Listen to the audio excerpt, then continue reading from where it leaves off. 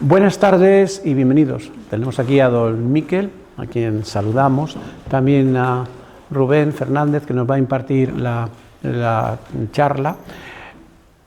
Así como la Catedral de Palencia es la bella desconocida, o ha sido la bella desconocida, todavía siguen denominándola así, también el Museo Diocesano, que es uno de los museos también más antiguos de las diócesis españoles, también el Museo Diocesano es el desconocido, cada día más conocido. En la catedral llevamos ya 2 años con una actividad de presentar el santo del mes, una talla, una imagen de la catedral que presentamos, explicamos, acompañada generalmente por otra talla, otra imagen de la diócesis. Este mes no, y el objetivo es dar a conocer nuestro patrimonio, hablar del santo, su vida, su ejemplo, para que entre en nuestra vida también cristiana, porque el arte, nuestro arte, no fue un arte que se hizo así simplemente como arte, sino como expresión de fe y ayudarnos a vivir la fe. Eso lo hacemos en la catedral, el santo del mes. Aquí en el museo iniciamos hoy una actividad que es la pieza del mes. Tenemos muchas piezas aquí y algunas que son obras maestras. En este mes coincide además que San Jerónimo es el día 30 de septiembre. Por lo tanto, empezamos con una pieza cuyo santo es el próximo lunes, y además muy significativo porque fue el que tradujo la Biblia del griego al latín, a la lengua vernácula, la famosa Vulgata. Vamos a presentar, nos va a hablar de una obra que está aquí en el Museo Diocesano, pero procede de la parroquia de Santa María de Fuentes de Nava. Y nada más. Muchas gracias, Rubén, ya de antemano, por tu aportación, y te escuchamos con mucho agrado. Pásame el micrófono y sigo. Bueno, pues muchas gracias, don José Luis, muchas gracias al público asistente en esta tarde de otoñal, gracias también a Isabel Reyes, que también ha ayudado en la organización de esta pieza del mes, ¿no?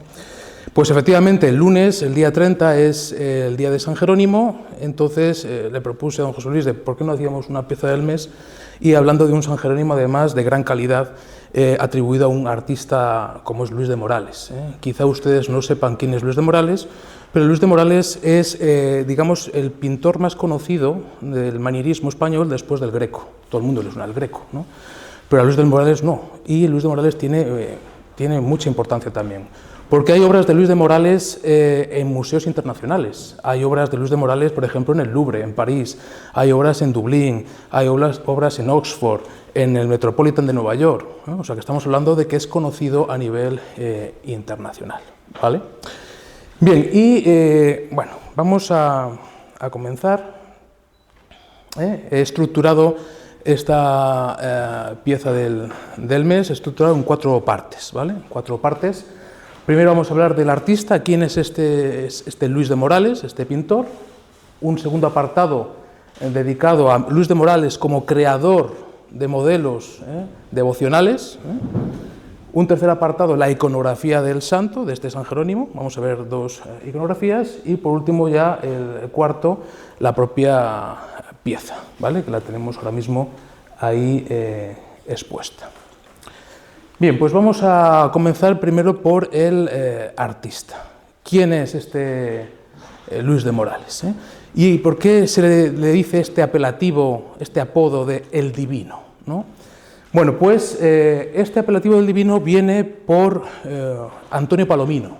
Antonio Palomino es un pintor cordobés, cordobés asentado en Madrid, que es pintor y tratadista. Nosotros tenemos la suerte de tener en la Catedral de Palencia una obra de Palomino. Tenemos una Inmaculada del siglo XVIII firmada, además. Si ustedes van a la Catedral de Palencia podrán ver esa Inmaculada en la capilla de San Fernando. Bueno, pues Palomino hizo unas biografías de artistas españoles hasta el siglo XVIII, ¿no? El Parnaso español. Y a la hora de hablar de Luis de Morales, dice que fue cognominado el Divino, de ahí viene el apodo, ¿no? Así porque todo lo que pintó fueron cosas sagradas, como porque hizo cabezas de Cristo con tan gran primor y sutileza en los cabellos, que al más curioso en el arte ocasiona querer soplarlos para que se muevan. Es decir, que hacía unas pinturas con unos cabellos tan realistas que parecían de verdad, ¿vale? Este mote, este apelativo del Divino, le viene también a otros artistas, como por ejemplo a Miguel Ángel, esta idea de unir lo sagrado con lo artístico, porque hacía obras de carácter devocional. Bueno, dice más abajo esta biografía de Palomino sobre Luis de Morales: no se han visto pintura suya que exceda de una cabeza o medio cuerpo, es decir, que hacía pinturas de formato pequeño y formato mediano. En esta época Palomino no conocía los retablos de Luis de Morales, que había retablos, aunque ya se habían perdido casi todos, ¿no? Y dice, y siempre en tabla o lámina con la delicadeza y primor que acostumbraba. Y hay otras muchas en las casas reales y fuera de ellas, especialmente en oratorios. Es decir, que había muchas obras de Luis de Morales en palacios, en casas y en oratorios privados. Esto nos habla un poco del carácter de la pintura de este pintor, que es una pintura de carácter devocional. Bien, ahora vamos a ver un poco unas pinceladas biográficas de Luis de Morales. Vale, pues Luis de Morales nace en 1510 en Extremadura. No sabemos el lugar exacto. Tradicionalmente siempre se dice que en Badajoz, pero en Badajoz no nació. Nace en Extremadura y se sabe que muere en 1586 en Alcántara, un pueblo de Extremadura. Muere allí porque allí estaba haciendo una serie de obras. Y cuando muere se le traslada para enterrarle a Badajoz, que es donde tenía el taller original. Y se le entierra en el Hospital de la Antigua Piedad junto a su mujer, Leonor de Chávez, mujer con la que tuvo 7 hijos. 7 hijos, algunos de ellos se integraron en el taller del pintor, y la hija menor fue monja, Sor Mariana. La familia de Leonor de Chávez era una familia acomodada, una familia con cierta nobleza, y eso le permitió a Luis de Morales hacer contactos y realizar muchas obras para gente importante, ¿no?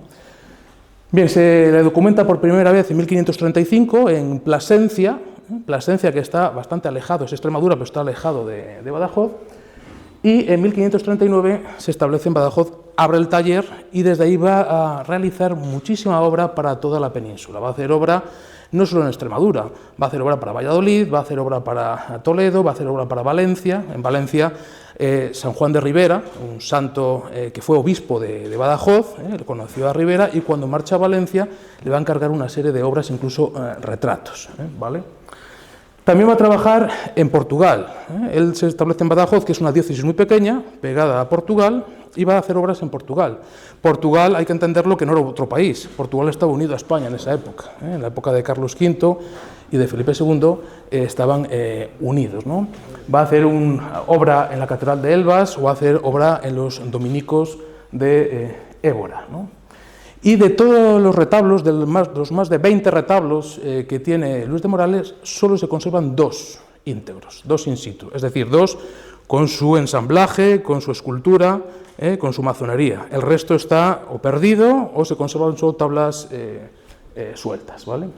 Y esa imagen que tenemos ahí, la imagen de la Virgen del Pajarito, que está en la iglesia de San Agustín de Madrid, aunque en origen procedía de Badajoz, es la única pintura de Luis de Morales que introduce su fecha.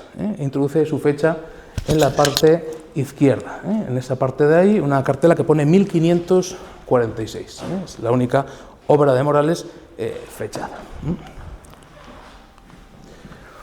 Bien, vamos a hablar un poco de su formación. ¿Con quién se forma este pintor? No lo sabemos. No sabemos con quién se forma ni dónde se forma. Posiblemente en Plasencia, que es cuando se le documenta por primera vez. Entonces ahí seguramente se formaría, ¿no? Y el estilo de este pintor es un estilo que bascula entre el Renacimiento, el manierismo, y lo tradicional, lo flamenco, ¿no? Y eso lo podemos ver porque en su obra se puede ver la utilización de estampas, de grabados de Durero, un gran pintor, de Golsius, de Songauer, o utiliza también composiciones de Rafael, y particularmente le va a influir mucho un pintor veneciano que se llama Sebastiano del Piombo, un gran pintor, ¿no? Tuvo que conocer Luis de Morales a artistas castellanos en la zona de Toledo y Valladolid.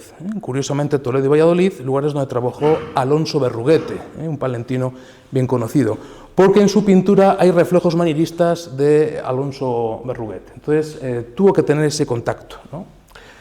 Y sus obras devocionales, que es lo que vamos a ver, sus obras devocionales son obras, como hemos visto, de medio cuerpo, con un fondo negro, para centrar lo que es la imagen sagrada, para que el fiel, el devoto, se fije en la imagen sagrada y no se despiste con fondos o con detalles, ¿no? Eso es típico. Bueno, el padre Ceballos relaciona este tipo de cuadros de Luis de Morales con los ejercicios espirituales de San Ignacio, ¿no? Que dice que hay que concentrarse en lo importante, las visiones de la pasión, de la Virgen Dolorosa, no en los detalles, detalles de paisajes o detalles de arbolitos, etc. Bien, y esa imagen, que es la que veíamos de la Virgen del Pajarito, vemos cómo le influye un cuadro de Sebastiano del Piombo, que decía que Sebastiano del Piombo, este pintor veneciano, va a influir mucho en la obra del pintor. Este cuadro, que se encuentra en la Catedral de Burgos, en la capilla de la presentación de la Catedral de Burgos, que hizo para un canónigo de la Catedral de Burgos, pues sirve de modelo para esta obra de Morales, ¿no? Vemos que utiliza esa composición triangular, y cómo utiliza esa idea de coger un hilo, vemos cómo la Virgen coge un hilo del pajarillo, que es un reflejo de cómo la Virgen coge un trozo de velo del niño, ¿no? Bueno, pues vemos cómo este pintor veneciano, que es un pintor veneciano distinto a otros más conocidos como Tiziano o Tintoretto, que utilizan pincelada más suelta, este utiliza una pincelada más prieta, va a ser uno de los referentes de este pintor. Bien, y estos son los dos únicos retablos de Luis de Morales que se conservan, los dos únicos retablos que se conservan in situ, con su ensamblaje, con su escultura. El de la izquierda, que es el retablo de Arroyo de la Luz, un pueblo de Cáceres, y a la derecha el retablo de la iglesia de San Martín de Plasencia, una iglesia que se conoció hace unos años porque tuvo un pequeño incendio, ¿no? Son retablos hechos en los años 60 del siglo XVI, muy arcaicos todavía, porque utilizan columnas abalaustradas, mientras en otros lugares utilizaban ya retablos mucho más avanzados, como por ejemplo el de la Catedral de Astorga, que se está haciendo por esos años, que utiliza un lenguaje romano, de un romanismo miguelangelesco, ¿no? O, por ejemplo, en la iglesia de la Antigua de Valladolid, Juan de Juni estaba terminando el retablo, y es un retablo manierista, no es plateresco como este que tenemos aquí. O aquí en el ámbito palentino, el retablo de Santoyo, que seguramente conozcan, pues un retablo también manierista, que es más avanzado que estos retablos que hay ahí en Extremadura, ¿no? Al ser una zona más aislada, los retablos eran un poco más arcaicos. Bien, pasemos ahora al segundo apartado, que es Luis de Morales como creador de modelos devocionales. Bien, y vamos a ver dos vertientes. Luis de Morales como creador de modelos devocionales, por un lado, de forma amable, como son las vírgenes con el niño, por ejemplo, o las vírgenes de la leche, y por otro lado tenemos los temas pasionistas, como la piedad, como Cristo atado a la columna, el Ecce Homo, el Cristo con la cruz a cuestas, etc.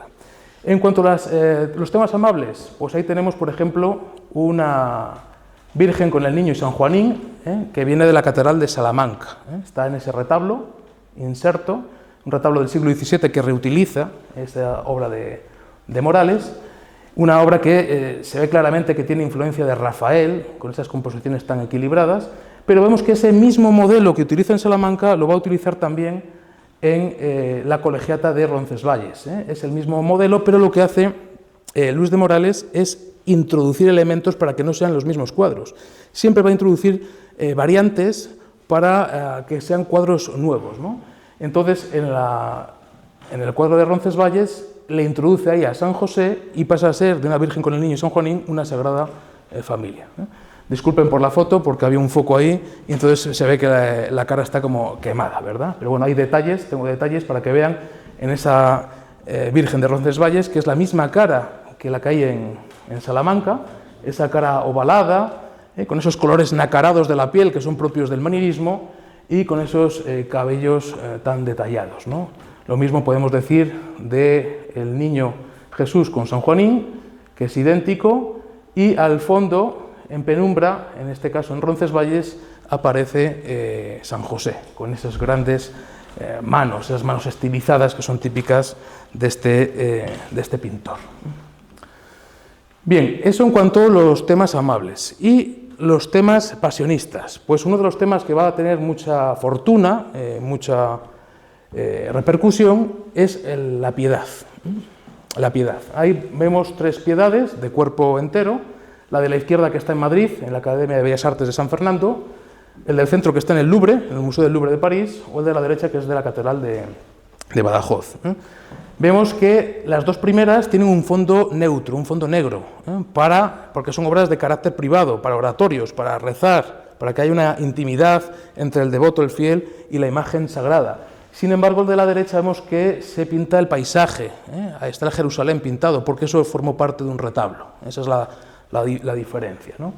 Bueno, ese tipo de piedades hunde sus raíces en lo tradicional. Aunque es una pintura manierista, una pintura del Renacimiento, hunde sus raíces en la pintura flamenca. Entonces, Luis de Morales, para hacer esta piedad, se inspira en pintura flamenca, como por ejemplo esta de la Capilla Real de Granada, de Hans Memling, ¿no? Vemos que es una pintura del siglo XV, pero sirve de referente para hacer estas piedades. Y como esta piedad tiene mucho éxito, pues va a hacer modelos de piedad más pequeños, utilizando el primer plano, o sea, medio cuerpo, en vez de cuerpo entero, medio cuerpo, ¿no? Donde vemos cómo la Virgen sujeta la cabeza de Cristo y cómo la Virgen, la otra mano, la tiene sobre el pecho, ¿no? Bueno, pues esta pintura que está en el Museo del Prado es un tríptico que está flanqueado por María Magdalena y San Juan, es un ejemplo, pero podemos poner muchos más ejemplos. Vemos estas 3 que son prácticamente iguales, pero hay cambios, hay variantes. Como digo, siempre introduce novedades para que no sean iguales. Vemos la primera del Museo del Prado, que tiene la cabeza en la mano, la cabeza de la Virgen, sujetando a Cristo, la otra mano en el pecho. La segunda, que está en el convento de Santa Teresa de Valladolid, el convento que fundó la propia santa, vemos que introduce como variante que la mano de la Virgen está entre el sudario de Cristo, y la derecha, que es la del Museo de Bellas Artes de Bilbao, vemos cómo cambia el Cristo de la posición, lo pone para el otro lado, y así, de ese modo, introduce una novedad. Bueno, pues estas 3 piedades se las traigo a colación porque aquí, en el Museo Diocesano, tenemos una pintura posterior, que no es de Luis de Morales, pero que sigue un modelo de Luis de Morales de época tardía, ¿no?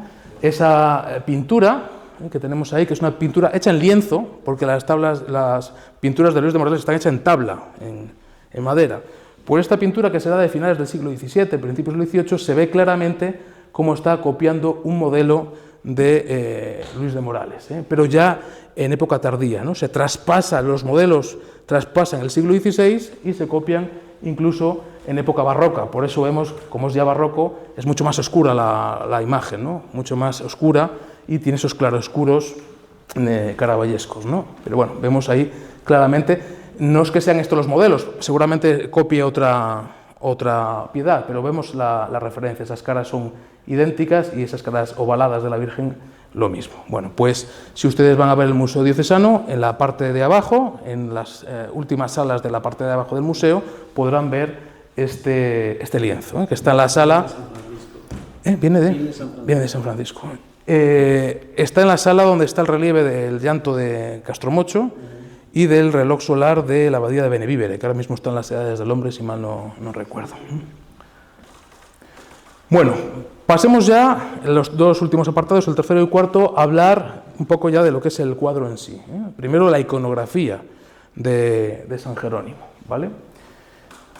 Bien, San Jerónimo, como todos saben, es un padre de la Iglesia, uno de los padres de la Iglesia latina, son San Agustín de Hipona, San Ambrosio de Milán, San Gregorio Magno y San Jerónimo, ¿vale? Que lo celebramos este lunes, el día 30 de septiembre, un personaje que vive a caballo entre el siglo IV y siglo V, ¿no?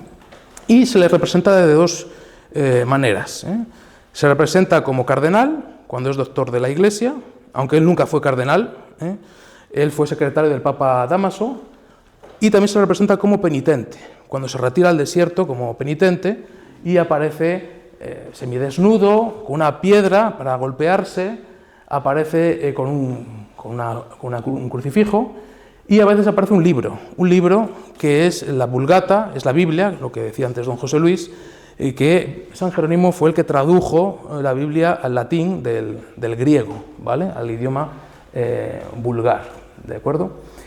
Y también en ocasiones, como en este caso, aparece ahí abajo un león, que casi aquí seguro que ni lo ven, ahí está, una cabeza, ¿vale?, el león, porque hay una historia de la leyenda dorada de Santiago de la Vorágine.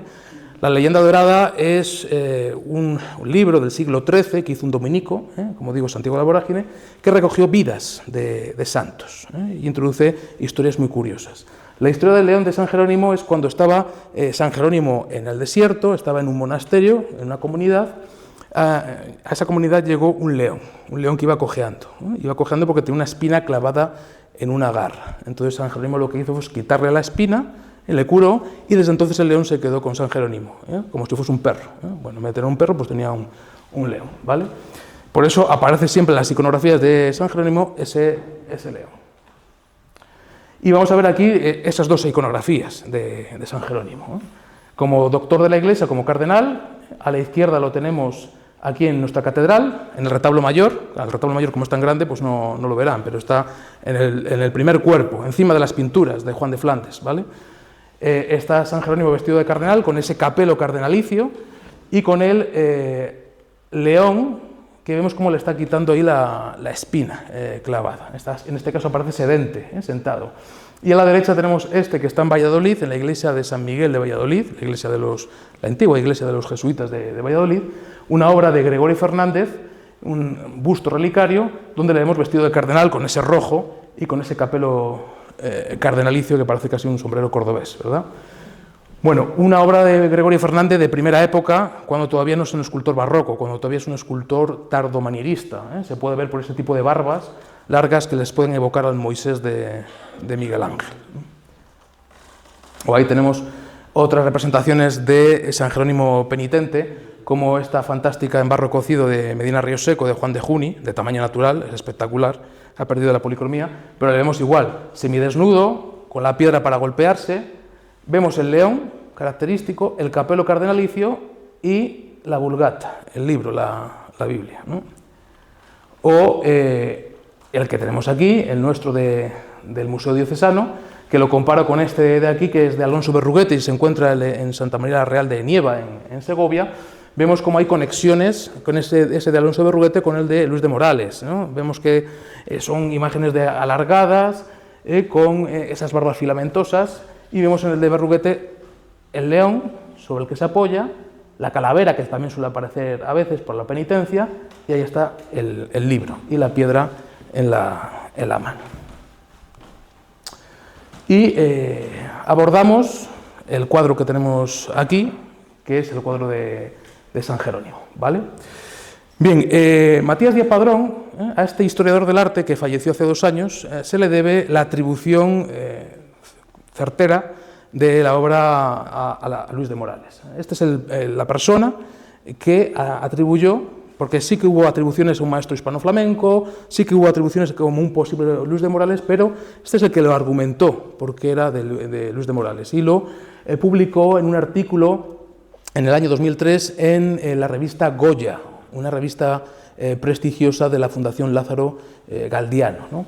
Un artículo que se titula 4 tablas del Renacimiento español identificadas en el Museo Diocesano de Palencia, donde atribuye esta obra a Luis de Morales, atribuye una Virgen con el Niño a Pedro Berruguete, esa Virgen con el Niño que tenemos, que estaba repintada, que había un dominico pintado, un cuadro del maestro Becerril, el cuadro del martirio de San Quirico y Santa Julita, y también le atribuye un cuadro de la Inmaculada a Antonio Vázquez, un pintor de Valladolid del segundo tercio del XVI, ¿vale? Bueno, este Matías Díaz Padrón fue conservador del Museo del Prado, fue profesor de la Universidad Autónoma de Madrid, de la Complutense, trabajó en el CSIC, o sea que es alguien con cabeza, alguien con criterio, ¿no? Y como ya dijo antes don José Luis en la presentación, este cuadro procede de la iglesia de Santa María de Fuentes de Nava. Fuentes de Nava, un pueblo que tenemos muy cerca, un pueblo con gran patrimonio, con 2 iglesias importantes. La de Santa María es la iglesia que tiene esas armaduras mudéjares tan espectaculares, ¿no?, sobre pilares ochavados, y que tiene una gran asunción de Alejo de Bahía. Bueno, pues en alguna de esas capillas colgaría este cuadro, que sería de algún eclesiástico, de alguna persona importante, ¿no?, para su devoción particular.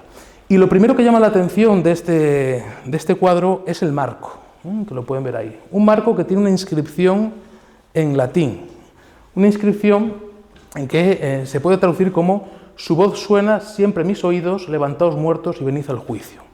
Que esto tiene que ver con una carta apócrifa de San Jerónimo, que se atribuyó a San Jerónimo, pero que es apócrifa, no era suya, que decía que San Jerónimo siempre oía la trompeta del juicio final. Entonces, por eso, a veces aparecen cuadros de San Jerónimo que hay una trompeta y está mirando así asustado. En la Catedral de Palencia hay un cuadro de ese tipo, y en el Monasterio de Silos también creo que hay otro, ¿no? También. Bueno, y esta es la clave. Esta es la clave que dio Matías Díaz Padrón para atribuir esta tabla a Luis de Morales. El retablo de Arroyo de la Luz. Ese retablo que hay en este pueblo de Cáceres, en el banco del retablo, a mano derecha, hay un San Jerónimo que, como ven, es muy similar al que tenemos aquí. Esta fue la clave para que Matías Díaz Padrón atribuyese la obra a Luis de Morales. Lo pongo aquí para que vean las similitudes, ¿no?, las concomitancias, ¿no? Hay variantes, como siempre hace Luis de Morales, ¿no? Siempre hay variantes, ¿no? Vemos cómo en este caso, en el de Arroyo de la Luz, tiene el brazo extendido, ¿vale?, con la piedra, y sin embargo el nuestro de Palencia la tiene sobre el pecho, ¿no? Fijaos que la mano es muy parecida, es idéntica el modelo, incluso lo que es la vestimenta, la forma de mirar hacia el Cristo, y aquí, en este caso, no introduce el león.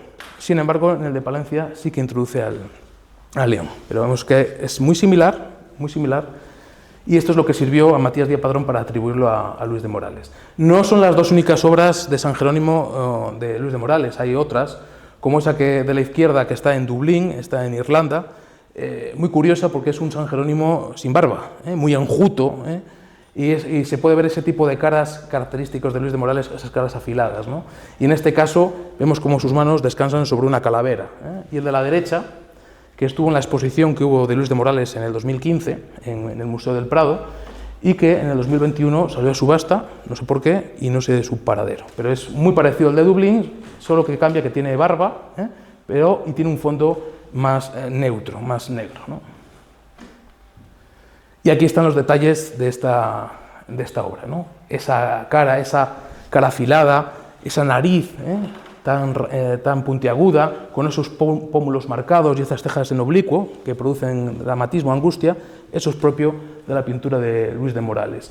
Y el detallismo, la minuciosidad, a la hora de trabajar los cabellos, unos cabellos muy bien trabajados, con las lágrimas, no sé si lo verán, luego se pueden acercar al cuadro, pero tiene lágrimas San Jerónimo, ¿vale? Y el anecdotismo que es propio de lo flamenco, de lo nórdico, porque le introduce 2 moscas, una mosca en el hombro y una mosca sobre el pecho, ¿no? O vemos ahí en el centro ese Cristo crucificado tan alargado, con esos colores nacarados de la piel, o esa mano tan estilizada, ¿no? Vemos cómo utiliza elementos del Renacimiento, elementos de lo tradicional, de lo flamenco, ¿no? Ahí ven en detalle las moscas, ¿no? La mosca que está en el hombro y la mosca que está sobre el pecho. Y ahí se puede ver ese detallismo a la hora de trabajar los cabellos, e incluso las texturas de la piedra. No es la única obra en la que Luis de Morales pinta moscas, Hay otras obras en las que Luis de Morales pinta moscas, y no es el único pintor que introduce moscas, como modo anecdótico. Por ejemplo, en Toro, en la Colegiata de Toro, tenemos una virgen con el niño de principios del siglo XVI, que se llama la Virgen de la Mosca, porque en el manto hay una mosca. Bueno, es algo anecdótico. Y como digo, no es la única obra de Morales que tiene moscas, ¿no? Si nos fijamos en esta Virgen con el niño con sombrero, o virgen gitana, porque va vestida como las gitanas del siglo XV y XVI, con ese sombrero, con esa vestimenta. Vemos que en el hombro de esa virgen aparece otra mosca, ¿no? Pues algo anecdótico, ¿no? Bien, pues en definitiva, Luis de Morales es, como digo, uno de los grandes pintores de nuestro Renacimiento español, después del Greco, y que nosotros tenemos la fortuna de tener una obra en el Museo Diocesano, ¿no? Y que podemos contemplarlo cuando queramos. Muchas gracias.